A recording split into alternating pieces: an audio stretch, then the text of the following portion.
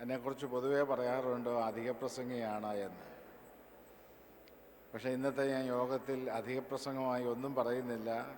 ഏതാനും വാക്കുകൾ മാത്രം പറഞ്ഞ് അവസാനിപ്പിക്കാമെന്ന് ഞാൻ വിചാരിക്കുകയാണ്. നമ്മളുടെ സ്വാഗത പ്രാസംഗികനായ ശുഭാംഗാനന്ദ സ്വാമി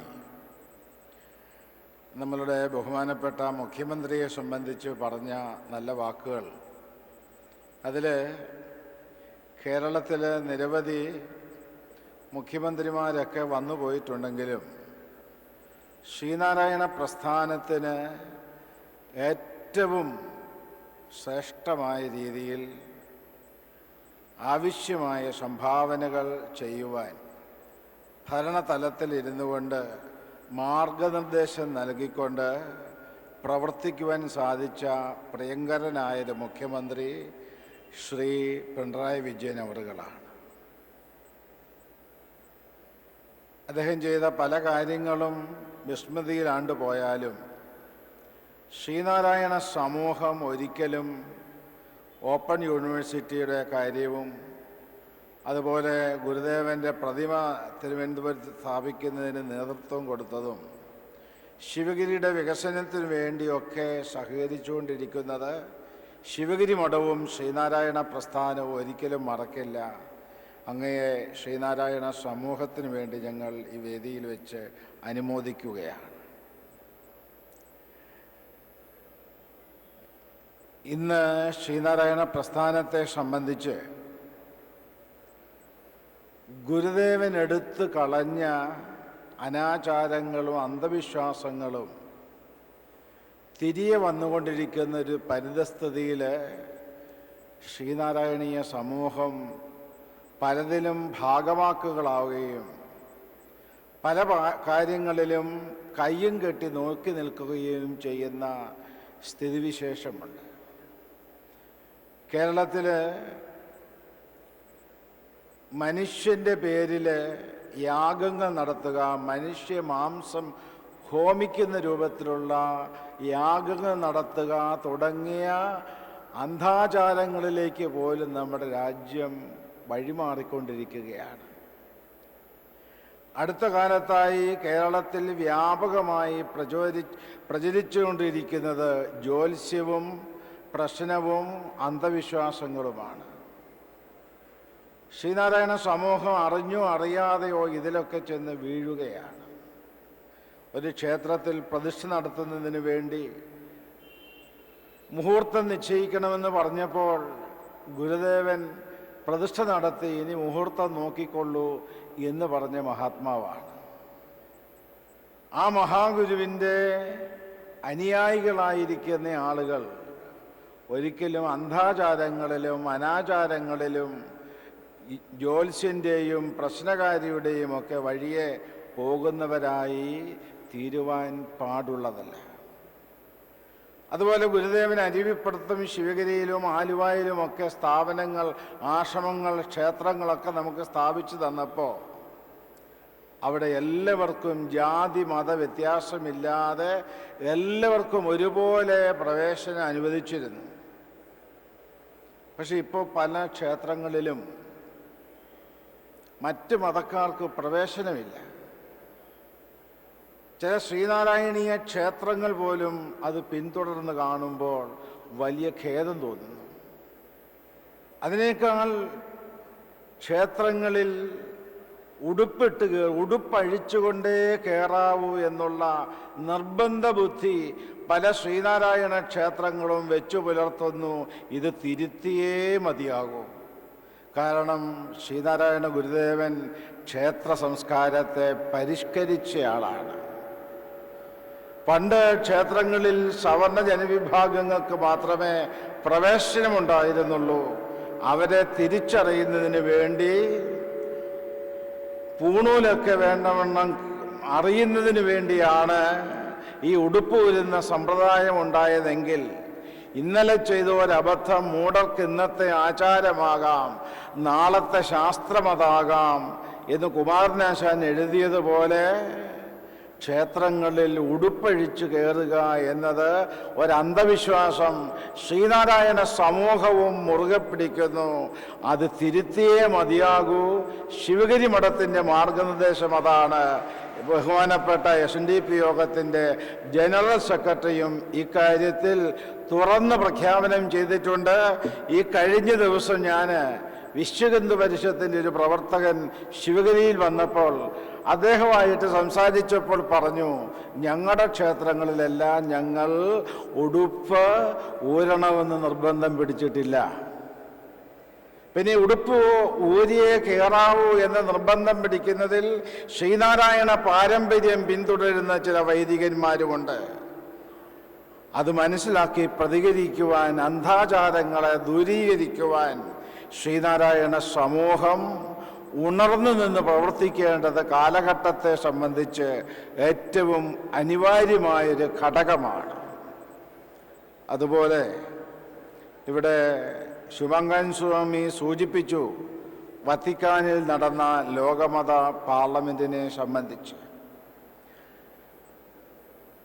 ആലുവ സമ്മത സമ്മേളനത്തിൻ്റെ ശതാബ്ദി ഭാരതത്തിനകത്തും പുറത്തും ലോകമൊട്ടാകെ സംഘടിപ്പിക്കണമെന്ന് ശിവഗിരി മഠം തീരുമാനിക്കുകയും അതനുസരിച്ചുള്ള സമ്മേളനങ്ങൾ നടത്തി വരികയും ചെയ്തുകൊണ്ടിരുന്ന ഒരു സാഹചര്യത്തിലാണ് ശിവഗിരി മഠത്തിലെ അംഗമായ വീരേശ്വരൻ സ്വാമി എന്നെ സമീപിച്ചിട്ട്, സ്വാമി ഞാനിന്ന് വത്തിക്കാനിൽ ചാണ്ടി ഉമ്മൻ അതേപോലെ KG ബാബുരാജൻ ഇവരെയും കൂട്ടി പോകാൻ ആഗ്രഹിക്കുന്നു. സ്വാമി ഒരു കത്ത് തന്നാൽ അവിടുത്തെ കർദിനാൾമാരുമായിട്ടും പറ്റുമെങ്കിൽ മാർപ്പാപ്പയായിട്ടും കണ്ട് സംസാരിച്ചു നോക്കാം.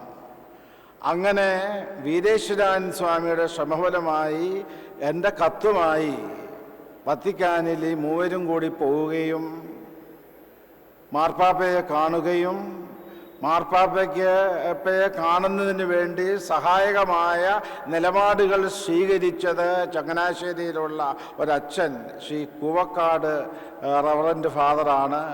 ആ സഹായത്തോടു കൂടി വത്തിക്കാനിൽ മാർപ്പാപ്പയെ കണ്ട് അനുവാദം വാങ്ങി നവംബർ മാസം 30-ാം തീയതി മാർപ്പാപ്പയുടെ അനുവാദമുണ്ടായി. അങ്ങനെ സർവ്വത സമ്മേളനം വത്തിക്കാനിൽ വെച്ച് ഗംഭീരമായി നടന്നു. മാർപ്പാപ്പ നമ്മളോടൊപ്പം 1.5 മണിക്കൂർ നേരം ചെലവിട്ടെന്ന് മാത്രമല്ല, അദ്ദേഹത്തിൻ്റെ പ്രസംഗം അച്ചടിച്ച് അവിടെ വിതരണം ചെയ്യുകയുണ്ടായി. അത് അന്തരീക്ഷത്തിൽ മാഞ്ഞു പോവുകയല്ല ചെയ്തത്.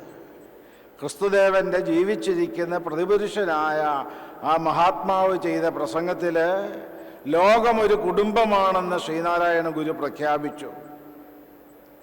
ശ്രീനാരായണ ഗുരു തൻ്റെ ജീവിതം മനുഷ്യർക്ക് വേണ്ടി സമർപ്പിച്ചു.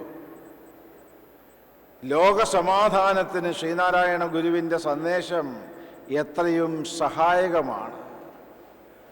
മാർപ്പാപ്പയുടെ ആ പ്രഖ്യാപനം കേരളത്തിലും ഇന്ത്യയിലും മാത്രമല്ല, ലോകത്തിൻ്റെ നാനാഭാഗങ്ങളിൽ ലോകരാജ്യങ്ങളിൽ പ്രകമ്പനം കൊണ്ടു. ഗുരുവിനെക്കുറിച്ച് ലോകരാജ്യങ്ങൾ മനസ്സിലാക്കുവാൻ സഹായകമായി. അങ്ങനെ ഈ സർവ്വത സമ്മേളനം നടത്തുന്നതിനാവശ്യമായ കാര്യങ്ങളൊക്കെ ചെയ്തു തന്നവരിൽ ഈ KG ബാബുരാജ്, അദ്ദേഹമാണ് സാമ്പത്തികപരമായിട്ടുള്ള ചെലവൊക്കെ വഹിച്ചത്.